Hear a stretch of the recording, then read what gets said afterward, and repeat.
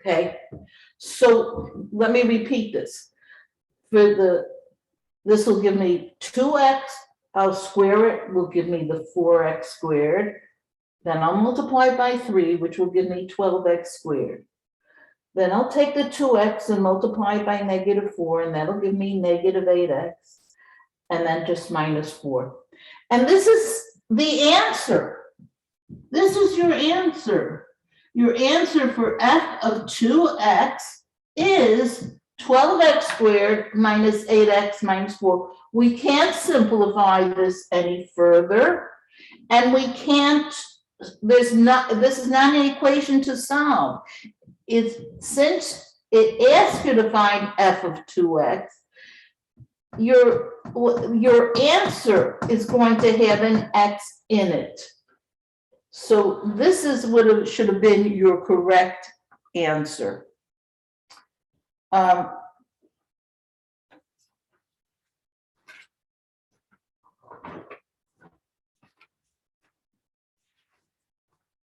Is there any questions about this?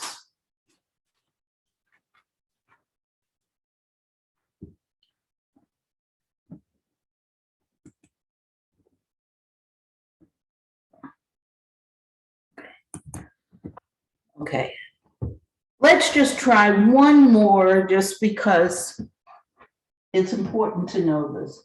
Suppose I gave you that g of x is equal to 4x minus 1, and I asked you to find g of 2a minus 5. Okay, let's see if we can do that. I'll give you again a minute to try that.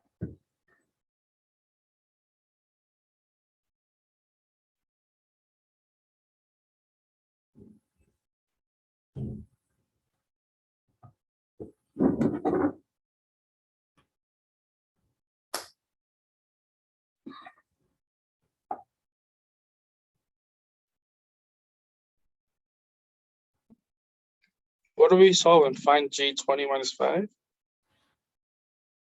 What I want you to find out is, what does g of 2a minus 5, what is that if this is g of x? Your answer is going to have an a in it. It's not an equation. We're not solving an equation. We're just changing the way it's written. Okay, let's do it. Again, if I follow the reasoning that I gave you before, g of x equaling 4x minus 1 means that I look on my original expression, the g of x, and wherever I find an x, I circle it. I want to keep track of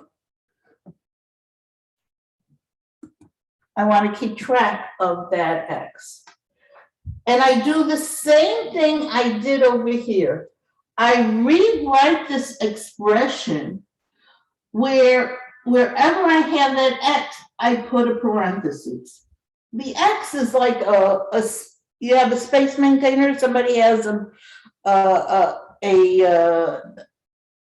a tooth that was removed, but they don't want it to grow back together. They put a space maintainer. This is my space maintainer. This is a space where the x is, minus 1. Now, in that space, I put the 2a minus 5.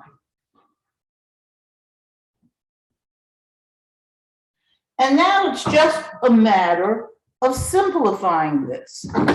In other words, we're going to remove this parentheses by using the distributive property. It's going to give me 4 times 2a, which is 8a, 4 times -5, which is 20, minus that 1 from before.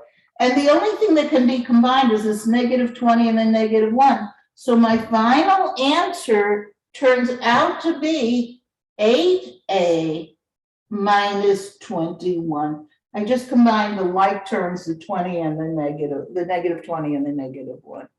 And this is your answer. You notice your answer comes out with an A in it because there was an A in this thing over here. The only time you come out with just a plain number is if what's put inside this parentheses is a number without any letters. Are we okay with this? Oh, well, that was beautiful. That's perfect. Yes. Okay. So that really was the last topic that we had covered that in the YouTube video that I set up for you on Tuesday. And now I want to give you a heads up for our next week. We are starting chapter 3 today, which is something called systems of equations. That's what we're going to be working on today. On Tuesday, I'm again not going to be here. It's again a Jewish holiday. On September 28th, I will not be in person. Again, the same way that you had a YouTube for this past Tuesday, you're going to have a YouTube video for that class. And what that is going to be is basically a review of chapters 1 and 2, because if you recall, I said after we finish chapter 2, we were going to have our first test. And the first test, so basically about 50 minutes of the class, half the class, is going to be review. And the other 50 minutes, you can go to Delta Math and take this test on chapters 1 and 2. So between the two, there'll be a total of an hour and 40 minutes. Again, the best time to do it is your regular class time. But if you want to do it at any other time, that is fine. I'm going to post the test by the beginning of, by Monday probably. And you will have until the following Tuesday to complete that test. So either you can do it during the class setup time that we usually have set up for it, or you can do it at any other time that is convenient for you. Next Thursday, again, we will have regular class. After that, we're going to be having regular classes. This is just these 2 sessions. But I want you to know that there's going to be that YouTube is going to specifically review the type of questions you're going to see on that test. So I suggest you watch the YouTube first. And again, if you have any questions, of course, you can go to Shireen. Shireen will be available. She'll give you her times, but she will be available for you to answer any questions. And after you're sure you're ready for it, then you're going to take the test. The test will be on Delta Math. It'll be called Test 1 for fall 2021. Is that clear? Okay, there are no questions. Yes. Yes, question. Did you post the review? I'm not sure what you're asking me, Ismail. Can you want to ask it in person? The review for the test, you're gonna post it on Tuesday? I'm going to post it. It's going to be posted on Tuesday.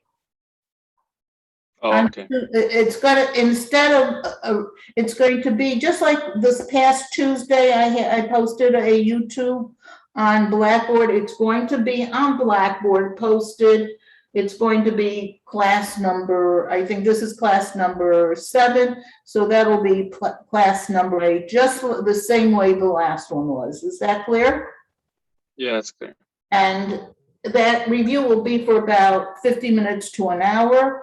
And then there's going to be, then you can go ahead and take the test. Again, you can do this at your leisure. I will post it by Monday and you can do it anytime after that until the following Tuesday. Any other questions? Yes, the YouTube is going to be on the review is going to be on the YouTube. The YouTube will consist of, I will go through, the test will probably consist of about 10 questions. I will go through each type of question, a similar question, obviously not the question that's going to be on the test, but similar to the questions that are going to be on the test. Okay? So let's go on to, in the interim, let us go on to chapter 3. Obviously, one of the types of questions you're going to get is something on f of x's. You're definitely going to get something like this.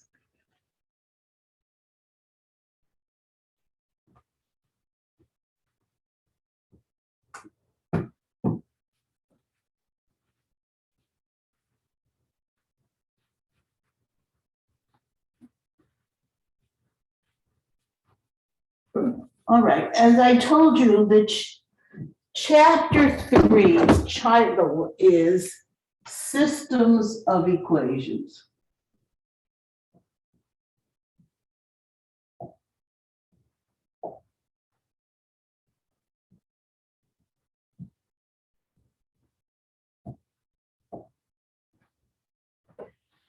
And what a system of equation consists of is could be, for our purposes, it's 2 equations with 2 variables.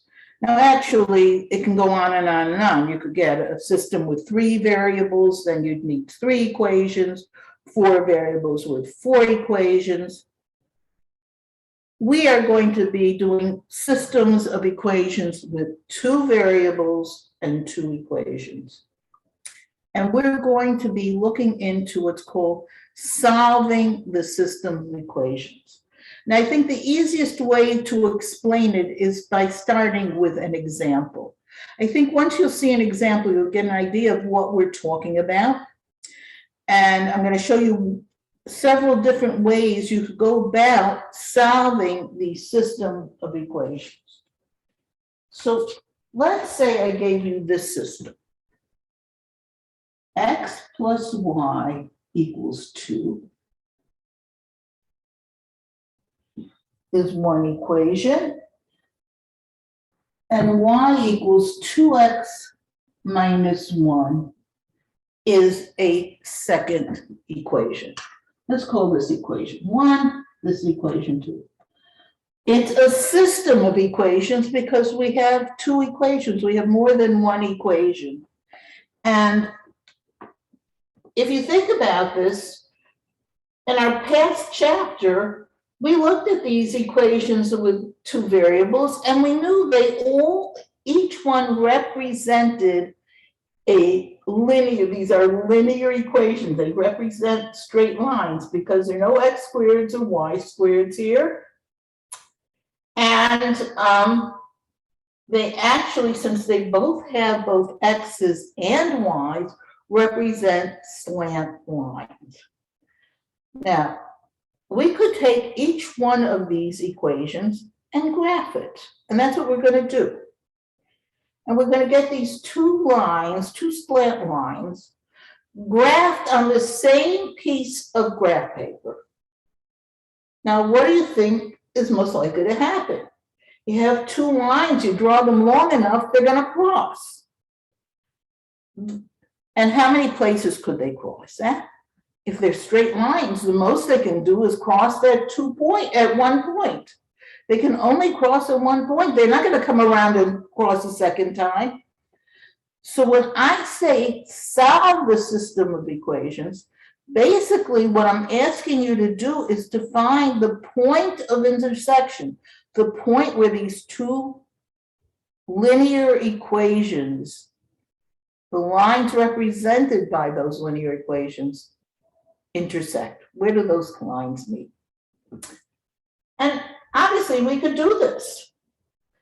Now, let me give you a little hint. I'm doing this not on graph paper, which means, and my lines are usually not so straight, so I might not come out exactly right. You want to do this the best way to make sure you're getting them right. Do it on a piece of graph paper. If you do it on graph paper, the answers come out exactly right.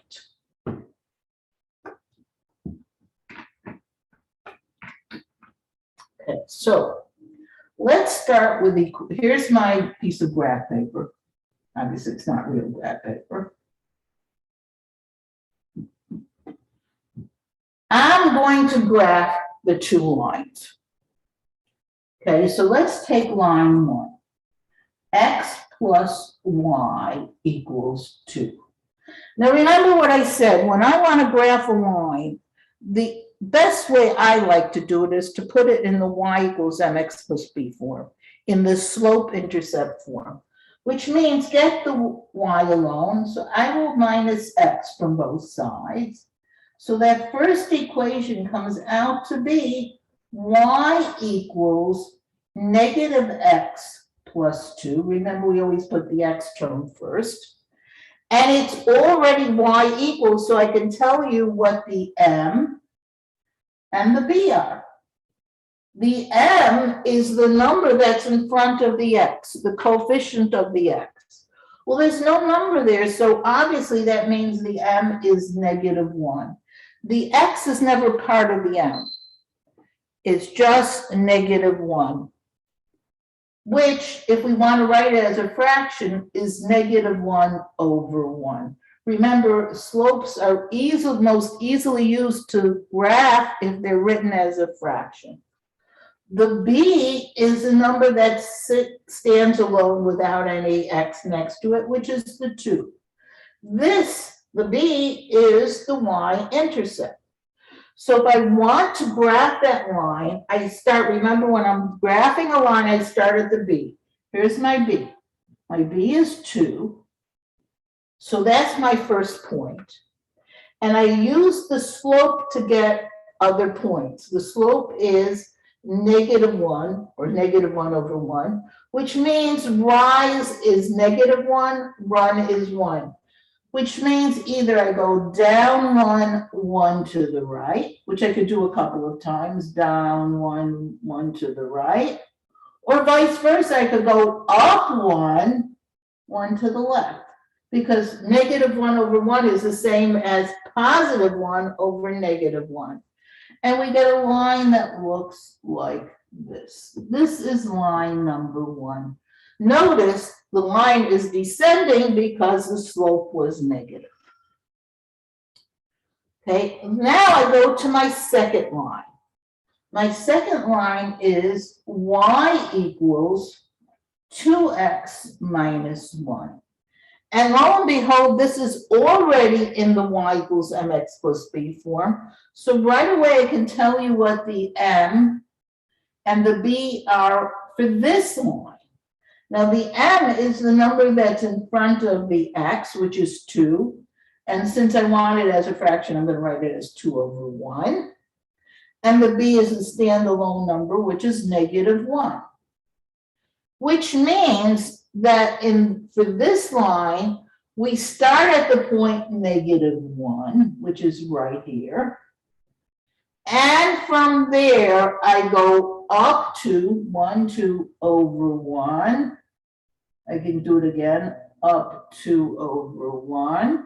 Or vice versa, I could go down 1 to the left. And I get a line that looks like this. Here's line number 2. And therefore, I've gotten my system of equations graphed. And when it says solve the system of equations, it doesn't mean just graph it. It means find the point where these two lines are intersecting. Find the common point, the one value in x, y that will fit in both of them. Now, here it is. Now, let's see if I can get this. Let's see. It looks like, if I did this correctly, and this is where, having done this on a piece of graph paper, you'd have much less problem than I'm having. It looks like that from here to get to this point, I have to go 1 to the right and 1 up. In other words, it looks like the point is the point 1, 1. The point of intersection is the point 1, 1. If I'm asked what is the solution of the system of equations, I can either write simply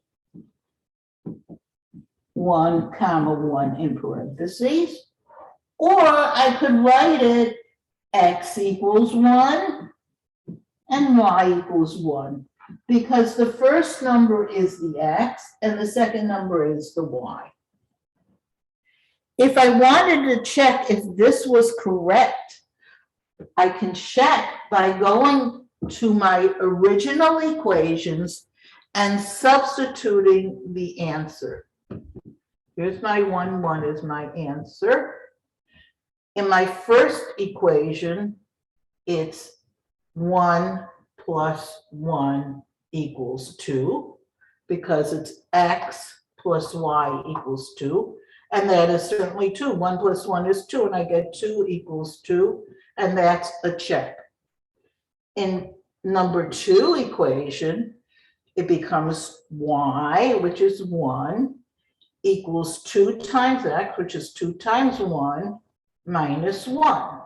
And that gives me y equals 2 minus 1. And 2 minus 1 is 1. So I get, again, 1 equals 1. The answer works in both equations. Remember, when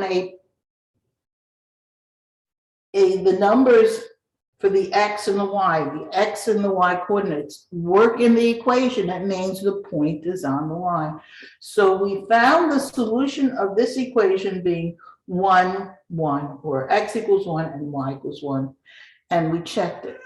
And this is what's called solving a system of equations. Now, we have to be careful with this. Okay. Very good question, Jackson. And it was just the question I was getting to right now. If you noticed, there are a couple of difficulties with this method. Number 1, it takes up a lot of space. Number 2, it takes up a lot of time. And number 3, it's not always so accurate. I was lucky. I got an easy answer, 1, 1. But what if my answer would have turned out to be something like 175? There's no way I would have been able to graph that. I couldn't draw my lines long enough to get up to 100. Or even if my answer was 3.4 and 1.75. Those are not answers that I would readily be able to get off a graph. Again, if I did it on graph paper, I would be more likely to get the answer correct. Here, I was really fumbling to make sure I got my answer correct. So yes, we're going to look into other methods of solving these equations, but these systems equations, but we have to keep in mind that even if we have different methods, ultimately what we're basically doing is taking 2 lines and finding out where they meet. Okay. Now, before I go on to talking about other methods, I want to discuss what are the possibilities of the results. Do we always get an answer? What can happen?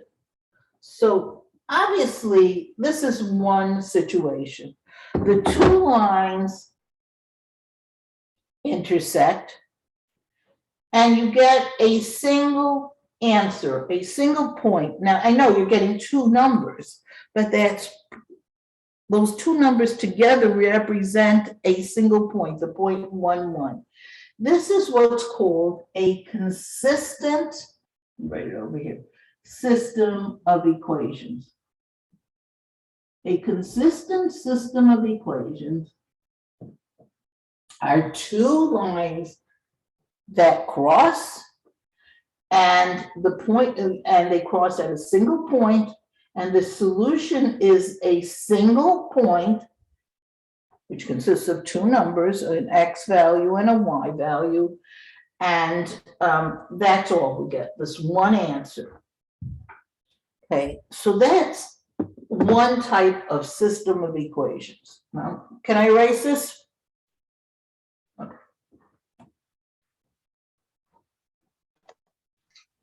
How did you know to run to the left and not the right? How did I know to? I'm sorry. Ask your question again. I didn't hear it. How do you know to run to the left and not to the right? I went left and right.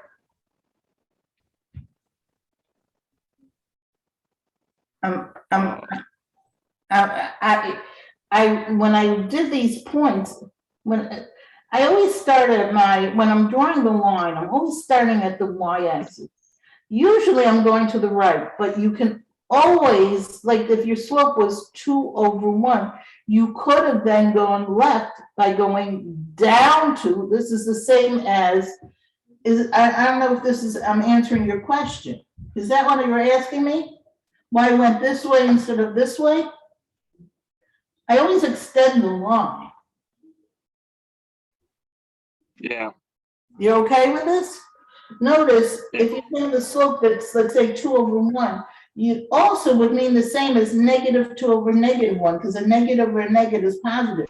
So that's why you could not only go up to 1 to the right, you could also go down 2 and 1 to the left, because you want to just get as many possible points as you can. All right.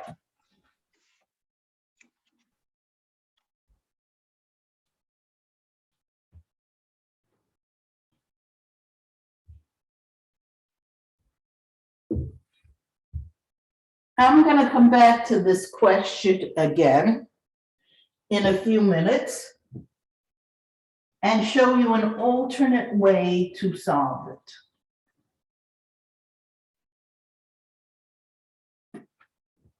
But before I do that, I want to talk about the other types of situations that might arise.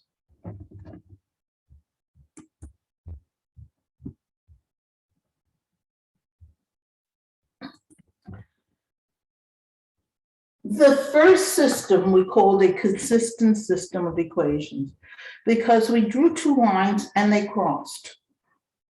But if you have two lines, another thing that could happen, this is a sentence, is you draw your two lines and the two lines don't cross. No matter how much you extend them, they don't cross. What type of lines are those called? What kind of, yes, parallel lines, perfect. These are, it's very possible that the two lines that you're drawing are parallel lines.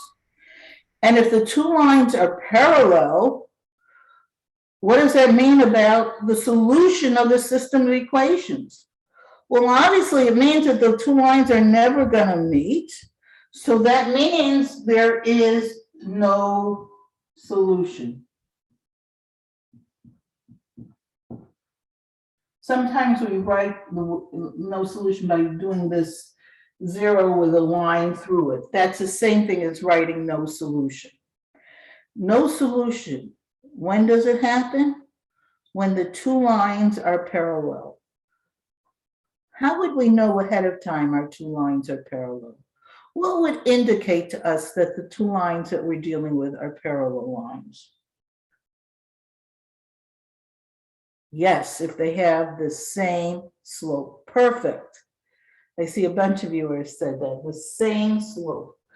I would, if I put both of my lines in the y equals mx plus b form, I'll know right away those two lines are parallel because I'll look at the slope, the m. And if the two m's are the same, but the b's are different, it'll mean the lines are parallel. It'll mean the lines will never meet. It'll mean there's no solution to that system. It's what's called an inconsistent system of equations. There is no solution. So that's situation number 2. We might have an inconsistent system of equations. Again, you usually can tell this ahead of time before you actually go to the graphing, because all you have to do is look at the m's of both equations, and if the slopes are the same, but the y-intercepts are different, you're going to have parallel lines and an inconsistent system of equations. Another thing that might happen, this is the third situation, is I give you two lines or two linear equations, and you draw the first line, and you get a picture like that. And then you go and you draw the second line. And it turns out that the second line is right on top of the first line. They actually turn out to be the same line. One turned out to be right on top of the other. Now, you might not notice it at first, but if you put both of them in the y equals mx plus b form, they'll turn out to be exactly the same. In that case, that's called a dependent system of equation.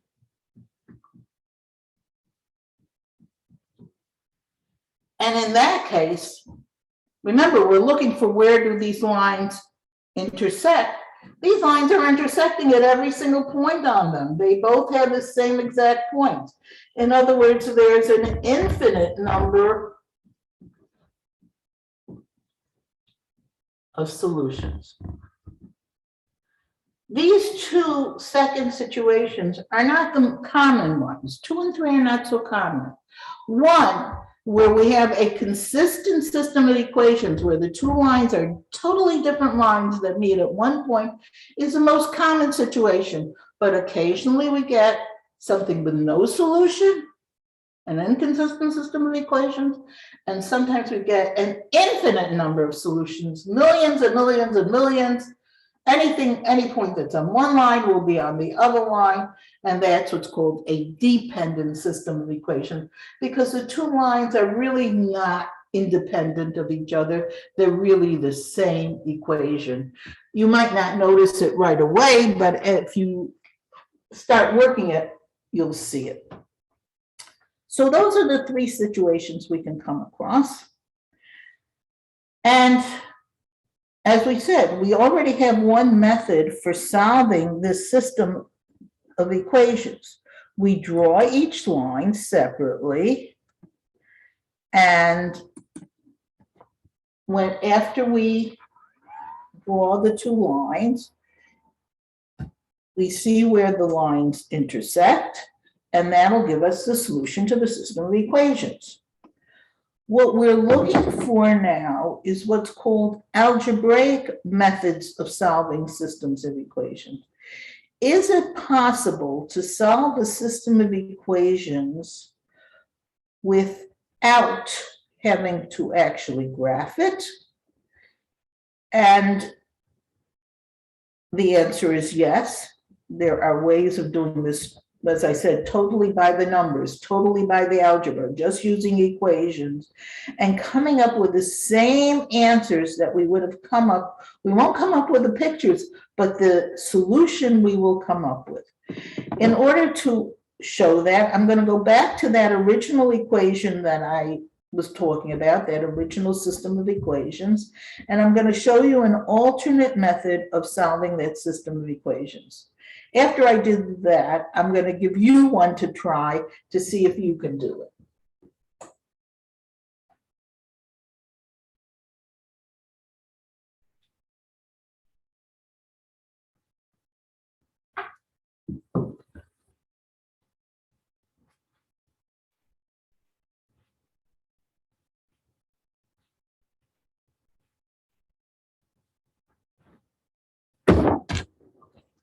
Let's go back to that original set of equations that I was talking about. The first equation was x plus y equals 2.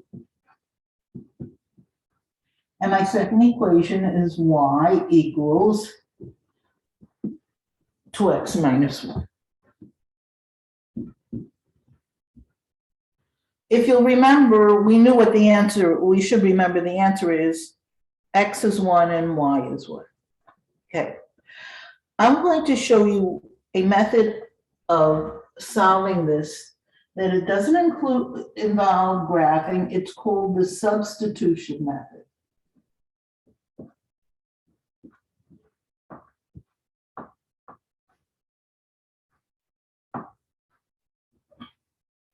Substitution, where we put, what are you doing when you're substituting something? You're putting one thing in place of another. Two things are the same, you're using one in place of the other. We do this all the time with people, with names. Somebody's name is Ted, but his real name is Theodore. We could call him Theodore or we can call him Ted. Those two, we're using two different names for the exact same person. And we could use it interchangeably. We can substitute the name Ted for the name Theodore, for example. Okay. In this case, we have two equations. The first equation says x plus y equals 2. And the second equation is interesting because it's telling me that y equals 2x minus 1. When I say y equals 2x minus 1, I'm telling you that y has two names. One name for y is obviously y, but another one name for y, another thing that y can be called is 2x minus 1. When two things are equal, they're identical. So I can either use y as y, or I can use in place of y 2x minus 1. So what I'm going to do, and very often in our systems of equations, one of our equations at least has either y equals alone or x equals alone. It doesn't have to be specifically y, it could be x equals. In that case, since I have y explicitly in terms of x, wherever I have y in my first equation, I can take it out and replace it with 2x minus 1, because y and 2x minus 1 mean the same thing in this particular problem. Remember, we're only dealing with this problem. So if I go to that first equation, I'll go x plus, now here was my y. My y, in place of my y, I'm putting a parentheses like we did with the f of x. I'm putting a parentheses now in place of y. And in that parentheses, I'm putting the alternate name for y, which is 2x minus 1. Now, the advantage of having done this is that now I have an equation, now not with two variables, but with only one variable. This can be solved because I don't have x's and y's, I just have an x.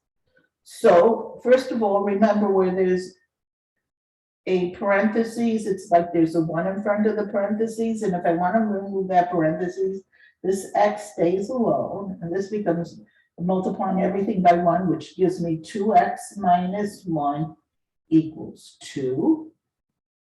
And this is not a hard equation to solve. X plus 2x is 3x minus 1 equals 2.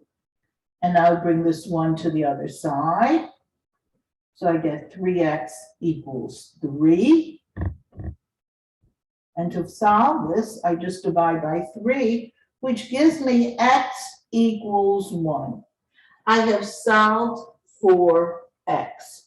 Once I know the value for x, I can then go to my equation and I can use either one. I'll use this one, the y equals 2x minus 1.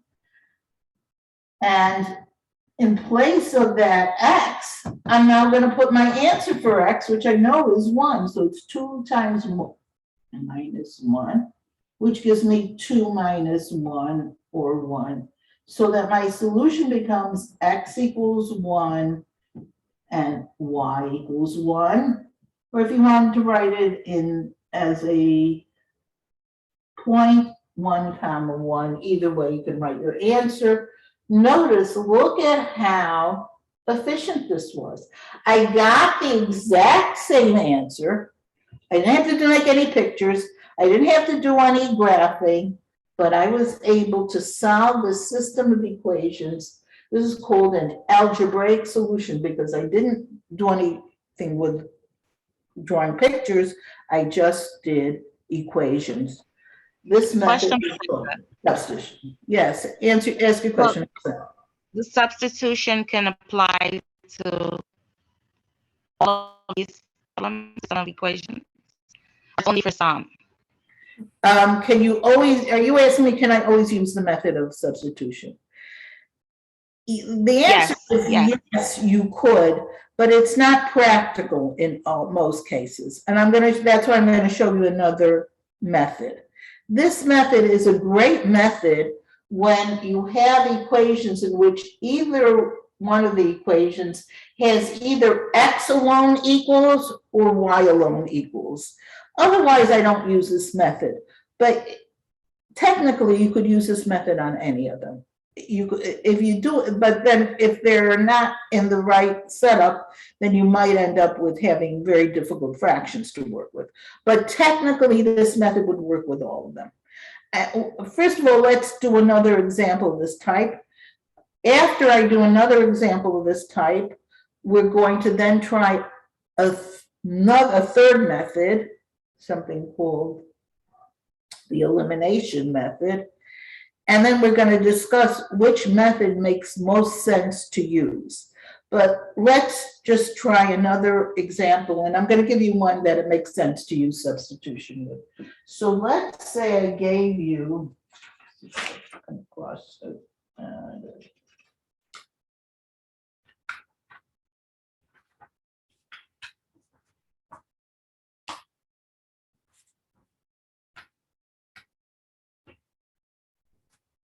okay.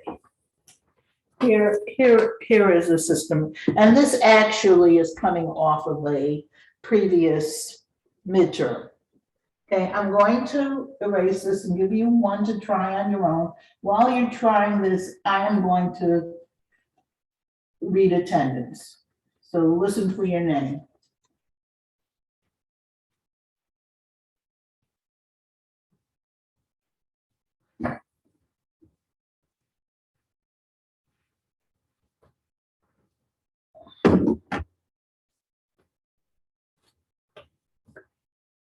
Here's my system of equation. X minus 3y equals 10 is equation number 1, and x equals y plus 4 is my other equation. So this is equation number 1. This is equation number 2. See if you could find the solution to this system of equations.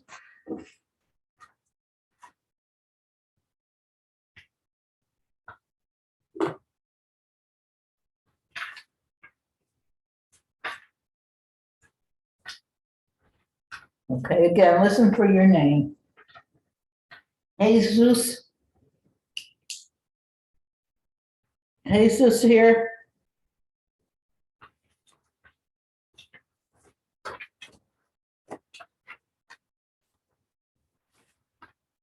Jackson. I know Jackson is here because, thanks.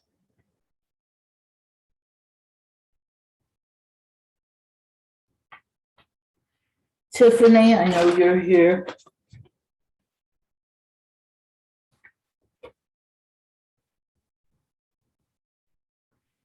I'm here, Professor, but Yeah. I have to return back to my class. So if anything, I will just finish looking at the rest of the class on the recording, well, when you upload it. Okay, no problem. So the quiz will be on Tuesday. And are you posting? Again, on Tuesday you go to Blackboard and look at the YouTube. Okay, so that would be the. And after you've done that YouTube, then you can do the test. If you want to do it right then and there, fine, but you will have until the following Tuesday to complete the test. Is that clear? We have until the next Tuesday to complete. it. Right. The Okay, got Tuesday, it. I'm trying to think that Tuesday must, that Tuesday will be sometime in October. I don't know the exact date. Okay. I'll post it, don't worry. Kayla. Hey, hi. Tashana. Hi. Dion, I know you're here, Dion. Wensley, I know you're here because you sent me a text. Tatiana. Good morning. Awa, I know you're here because you answered my question. Ashay, Here. good morning. Good morning. Eliana. Good morning. Christopher Fleming. Emily. Emily here? Good morning. Anastasia. Anastasia Guerra. Zenobia. Good morning.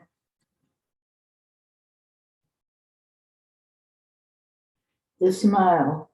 I know you're here because you asked me a question. Jaden. Jaden Jackson. I'm here. Good morning. Good morning. Ashiana. Good morning. Anijah. Anijah John. Anijah John. Thomas John. I'm Hi. here. Good morning. Good morning. Paul. Paul here. Here, Good morning. morning. Ashley.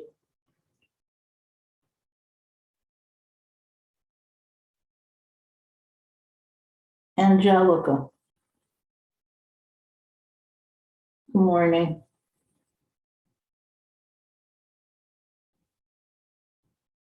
Tayon. Here. Good morning. Akeem, I saw you had sent me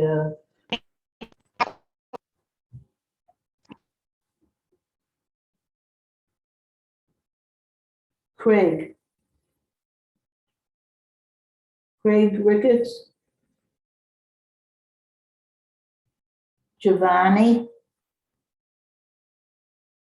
I'm here. Good morning. Good morning. Devonly. Devonly.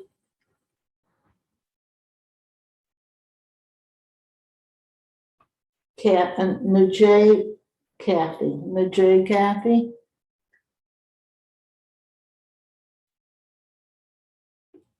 Okay.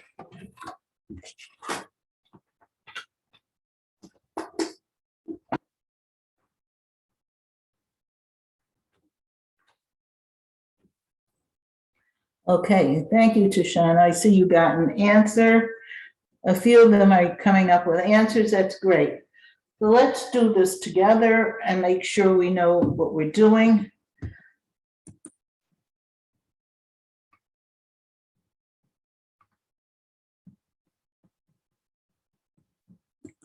Okay. Again, we have the system of equations with two equations. And again, one of the equations explicitly gives me one variable in terms of the other. In this case, instead of saying y equals, it says x equals. It doesn't matter. and it doesn't matter if it's the first equation or the second equation, this is a perfect setup for using substitution. In our first equation, wherever I have that x, I'm going to take that x out, and I'm going to replace it with y plus 4, because saying x equals y plus 4 means those two are identical. They're the exact same thing. So I will get in my first equation, instead of x minus 3y, I'll get y plus 4 minus 3y equals 10. The advantage, of course, is that now I only have a single variable in my equation. So combining like terms, I have y and a negative 3y, which gives me negative 2y. Here's where you have to be careful with your signs. Plus 4 equals 10. And I'll bring the 4 to the other side. So I get just the y's over here. So I get negative 2y equals 6. 10 minus 4 is 6. And divide by negative 2.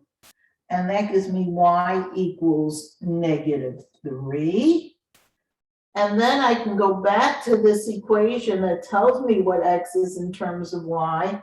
And that'll give me x equals negative 3 plus 4, because y we know is negative 3. And negative 3 plus 4 is 1.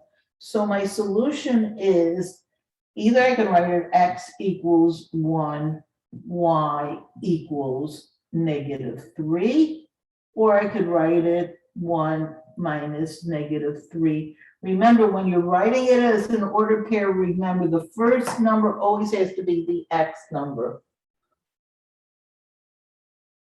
And that is the solution of this system of equations, which would have been quite hard to do if I wanted to do this graphically. It's much easier to do it algebraically. Okay, are we clear with this method of substitution? Okay, so now I want to show you another method, another algebraic method, another method that can solve these systems of equations that is entirely different, but does not, again, require any graphic.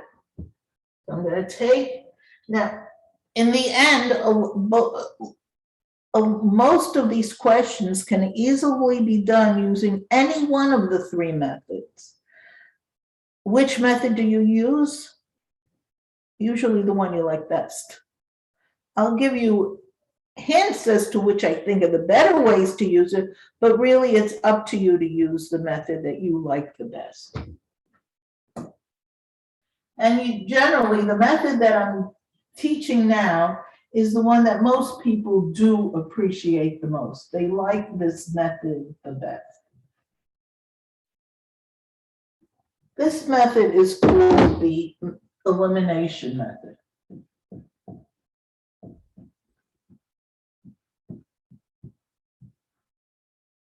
So let's say I gave you this system of equations.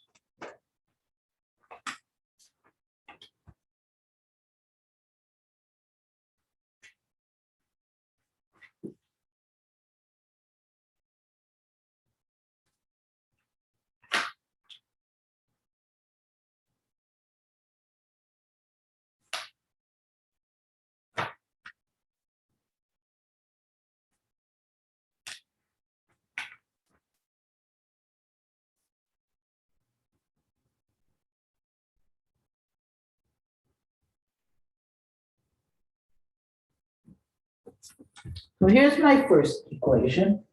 X plus y equals -1. And my second equation is 3x minus y equals -3.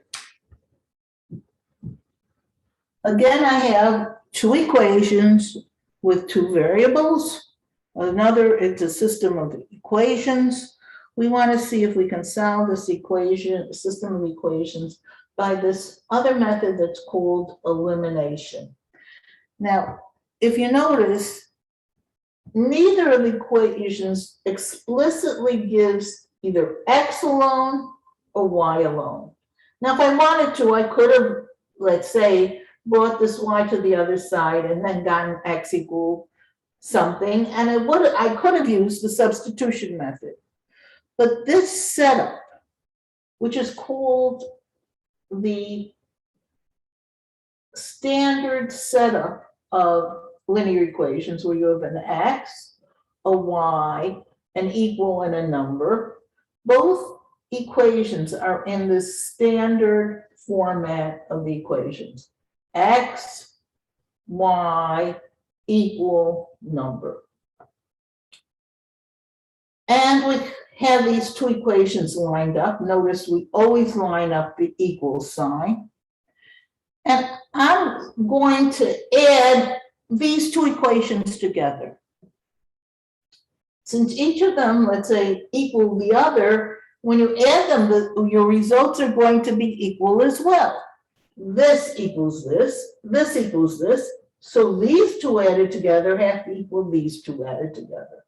Look what happens when I add these two equations down.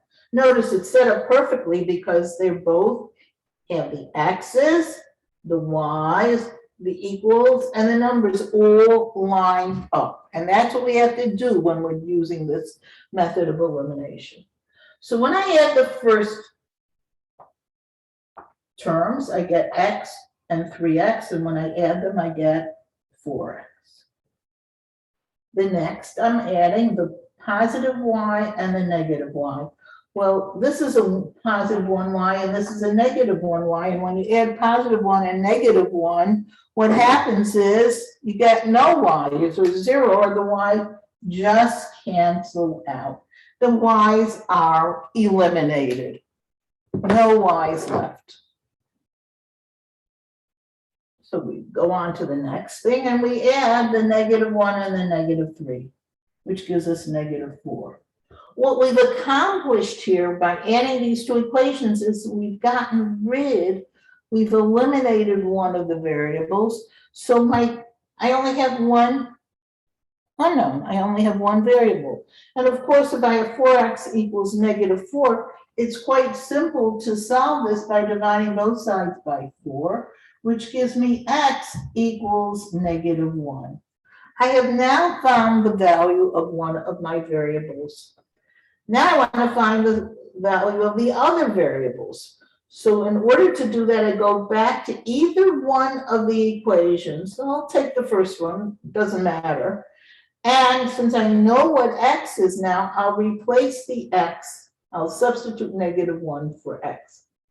So the first equation then will become negative 1 plus y equals negative 1. And again, I solve this equation by adding 1 to both sides. And that gives me y equals 0. So my solution to this system of equations is negative 1, 0. I have solved this by the method of elimination. Add the equations down, get rid of one of the variables, and then solve for that answer, and then substitute it into original equation to get the other answer. X is negative 1, y equals 0.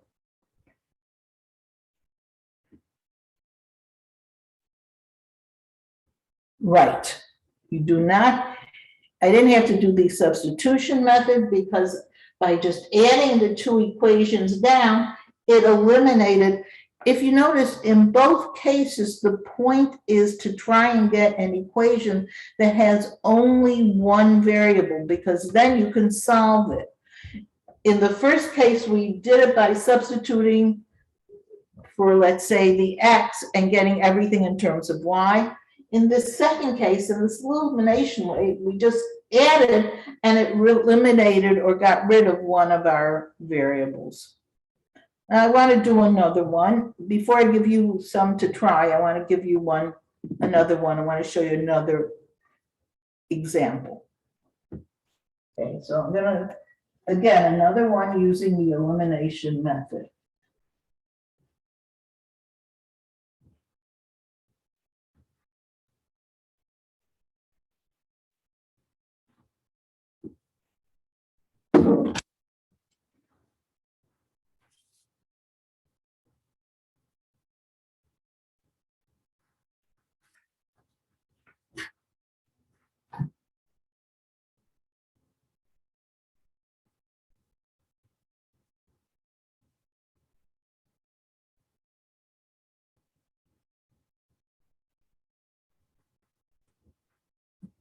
Here's the first one.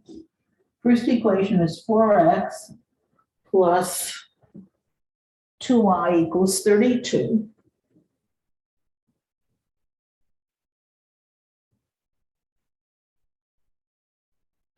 And the second equation is x plus y equals -2.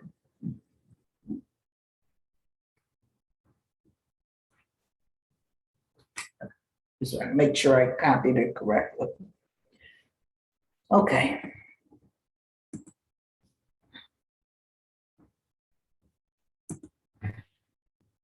Now, I see that this is set up where in the standard format, x, y equals number.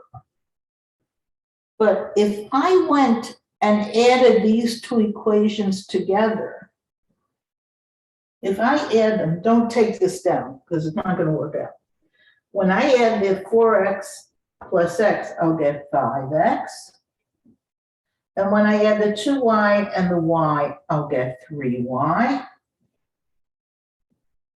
And when I add the 32 and the -2, it'll give me 30. Now this third equation that I just got is an equation, but it hasn't helped the situation at all.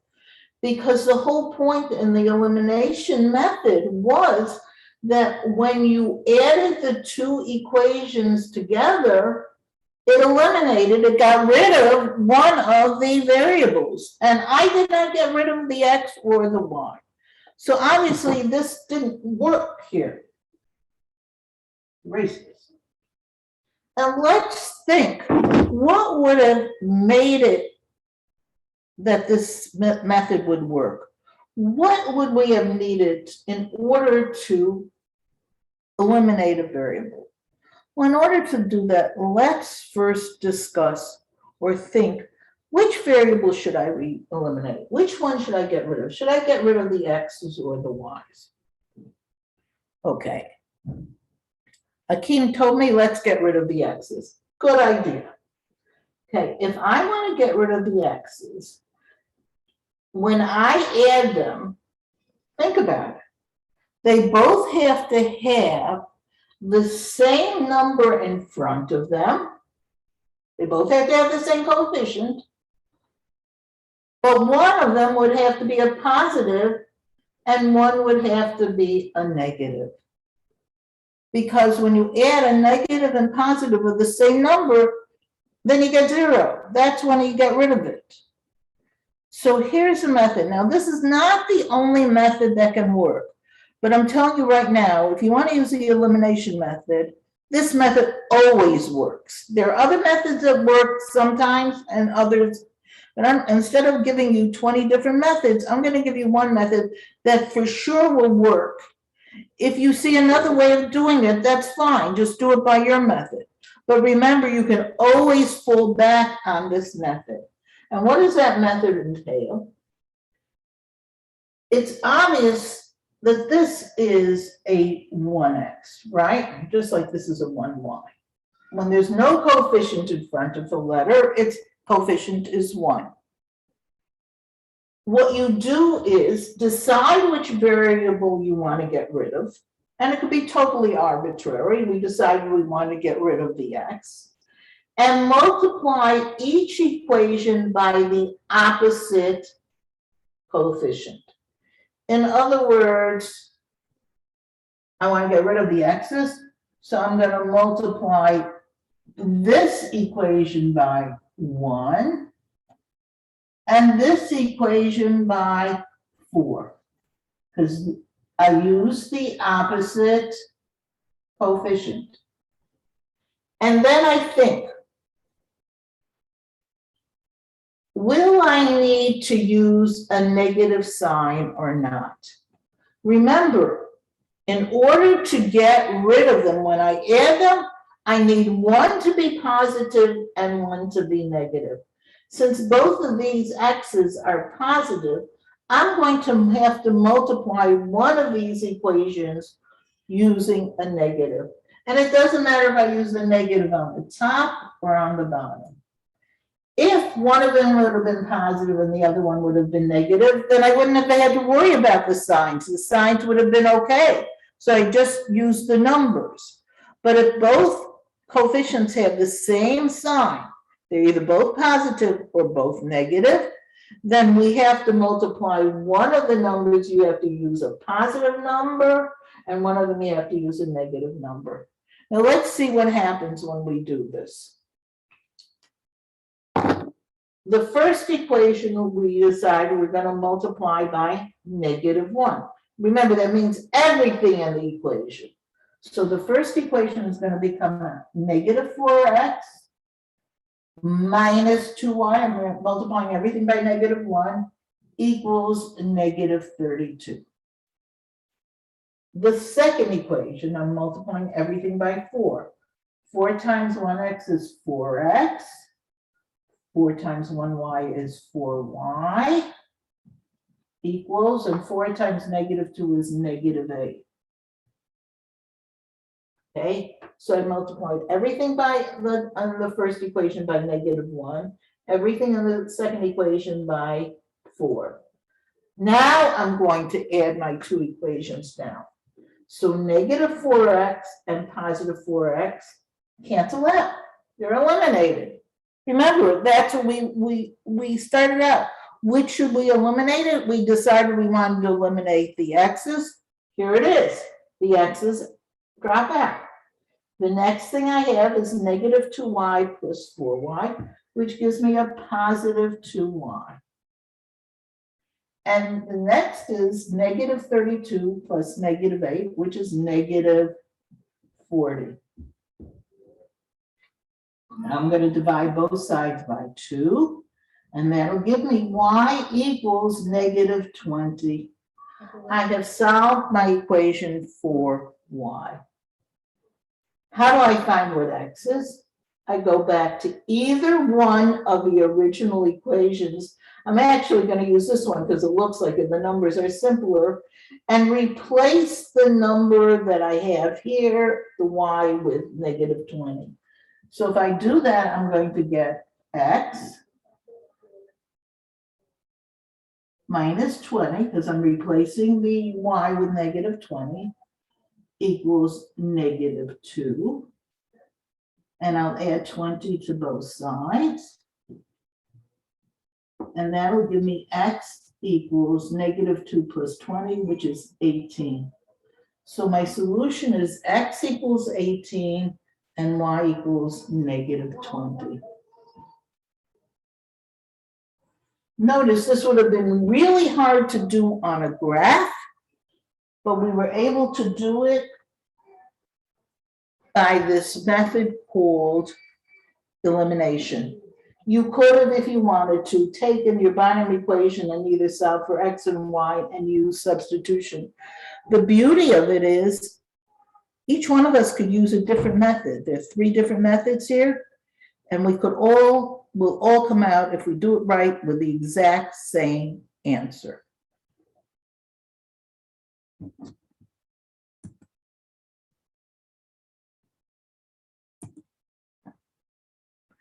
Okay. Let's try another example.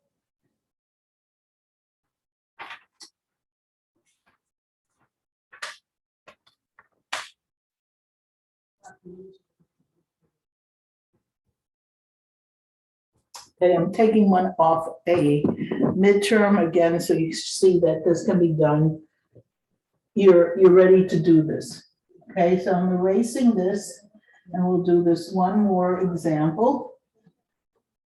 I'll give you time to try it out yourself.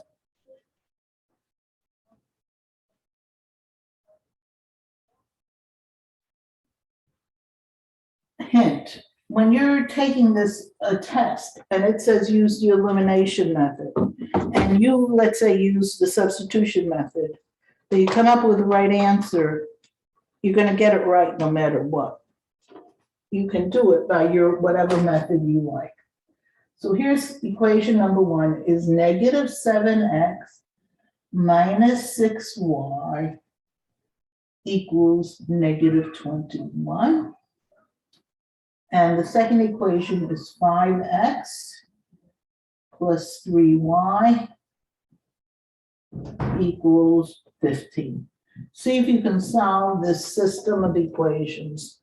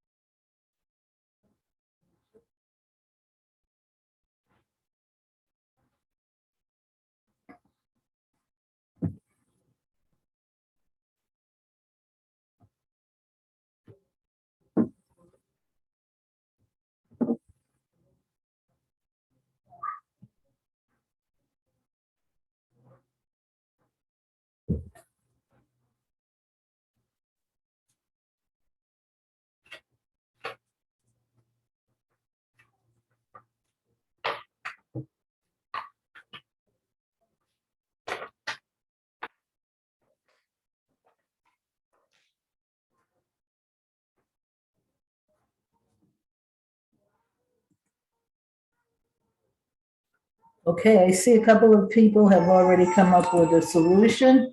So let's work on this together.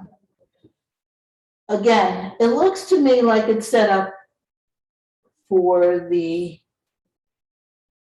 elimination method because I have the X's, the Y's, and the numbers set up. Again, I wouldn't try to do substitution in this because there's no way I'm going to get either an X alone or a Y alone. So we have to decide, do we want to get rid of an X or do we want to get rid of the Y? Any suggestions?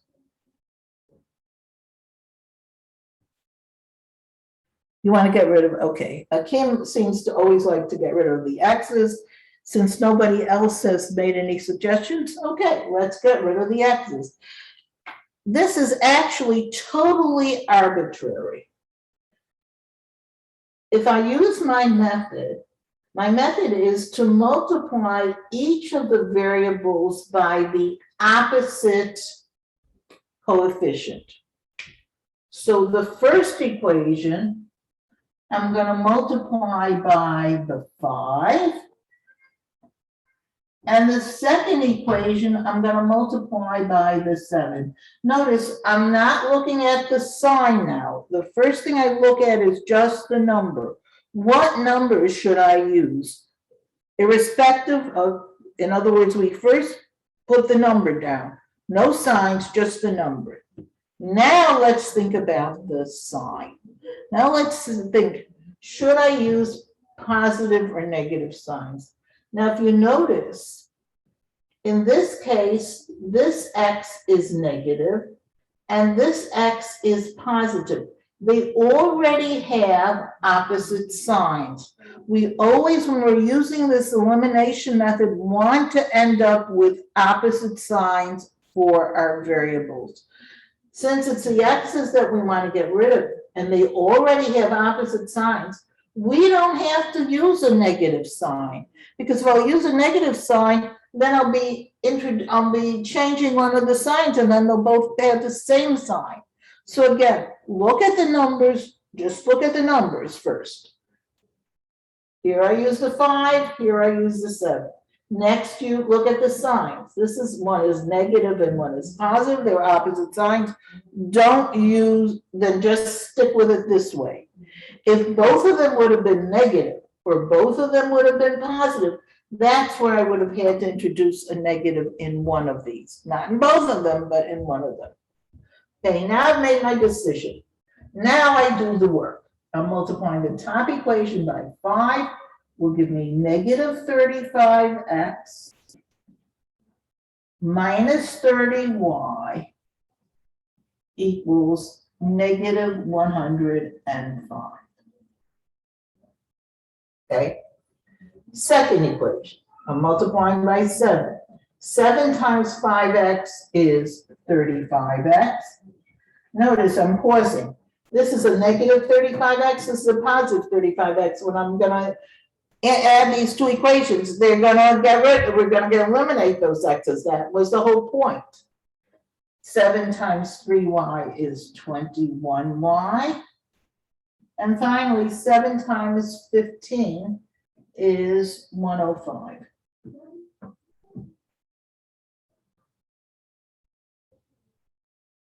And now we add these. So the negative 35x and the positive 35x cancel. The negative 30y and the positive 21y give us negative 9y. And the negative 130, 105 and the positive 105 give us 0. And when I divide both sides by negative 9, anything 0 divided by any number is 0. So it turns out that y is 0.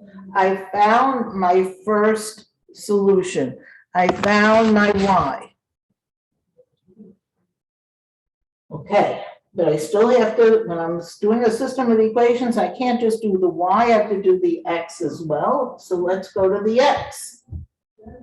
Go to one of the original equations, and it doesn't matter which one, so I'll go to the first one. And replace your y with 0. So I'm going to get negative 6x minus 6 times 0, because my y is 0, equals negative 21. And this becomes negative 6. It's negative 6x minus 0, which is just negative 6x, equals negative 21. And if I divide both sides by negative 7, I get x equals positive 3.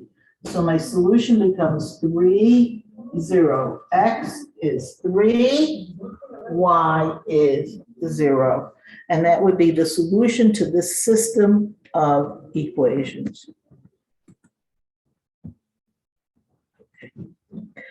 Okay, let's just reiterate where we're up to now.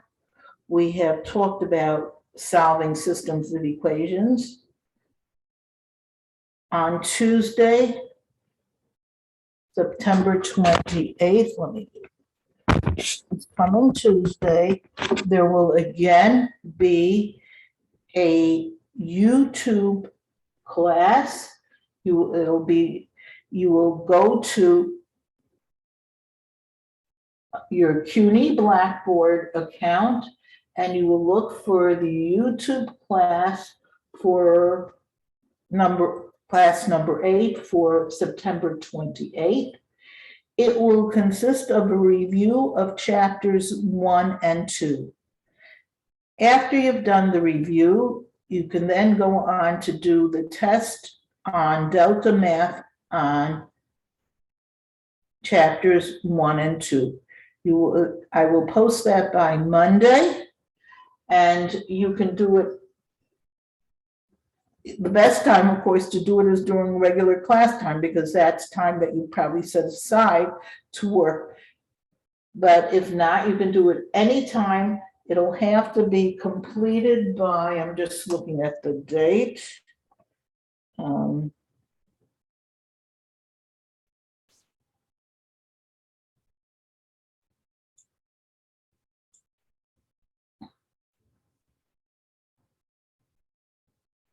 October 5th. By October 5th, Tuesday, October 5th, that test has to be complete if you want to get complete credit for it. Now, I noticed a lot of people did do the YouTube from last Tuesday's class and emailed me the examples. Part of what we're going to do on Tuesday, as part of that YouTube, I will go over those 5 examples so you know how to do them. But anybody who emailed me answers to that will get credit for doing that homework. If you don't email it back to me by, I would say, next Thursday, then you will not be able to get credit for that anymore. I am giving you an extension, but you must watch both of the YouTube videos. They are part of being in class. Then, does anybody have any questions they'd like to ask me? If not, then I'm going to say have a nice weekend. Actually, enjoy your weekend, and again, there'll be a YouTube class on Tuesday and an in-class regular class next Thursday, the